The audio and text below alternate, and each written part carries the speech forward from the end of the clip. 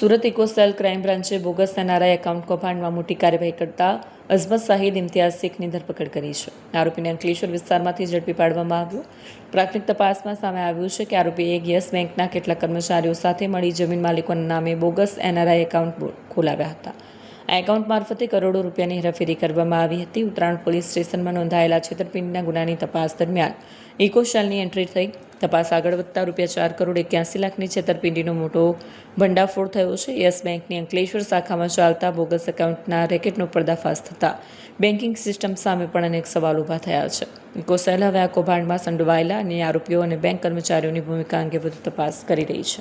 સુરત શહેર અનેક ક્ષેત્રોમાં ખૂબ જ ઝડપથી પ્રગતિ કરી રહ્યું છે અને એ ક્ષેત્રો પૈકી એક છે રિયલ એસ્ટેટ, કે જેમાં ખૂબ જ ઝડપથી સમગ્ર શહેરમાં કન્સ્ટ્રક્શન અને જમીન લે વેચનો વ્યવસાય પણ ખૂબ જ ઝડપથી પ્રગતિ કરી રહ્યો છે।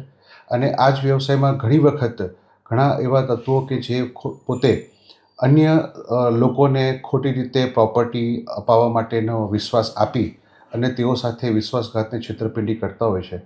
એવા જ એક બનાવમાં ફરિયાદી શ્રી પિયુષભાઈ સાથે રવિ કોલડિયા નામના આરોપીએ તેમને જમીન અપાવી દેશે એવો વિશ્વાસ આપી અને આ જે જમીન હતી એ ફોરેનમાં વસવાટ કરતા લોકોની હતી અને તેમની સાથે વિશ્વાસ અપાવી ફરિયાદી પાસેથી 4 કરોડના ચેક લઈ લીધા અને જે મુખ્ય મૂળ માલિક હતા તેમના નામના ખોટા યસ બેંકમાં અંકલેશ્વર ખાતે ખાતા ખોલાવી અને એ ખાતામાં ફરિયાદી દ્વારા આપવામાં આવેલા ચેક જમા કરાવી અને પૈસા પોતે પોતાના અંગત ઉપયોગમાં લઈ લીધેલા, જે અનુસંધાને ગુનો દાખલ કરેલ। હાલમાં બેંકના કર્મચારીઓની પણ ધરપકડ કરેલ છે અને આરોપી રવિ કોલડિયા અને બેંકના કર્મચારીઓ વચ્ચે જે વ્યક્તિએ પોતે ગુનેગાર તરીકેની ભૂમિકા ભજવેલી છે એવા જ એક આરોપી અસમત ખાનની પણ ધરપકડ કરવામાં આવેલ છે।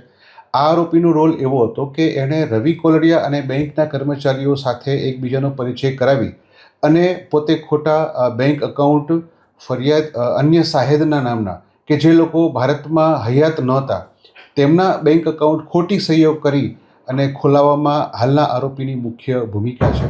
એની ધરપકડ કરવામાં આવેલ છે અને તપાસ ચાલુ છે।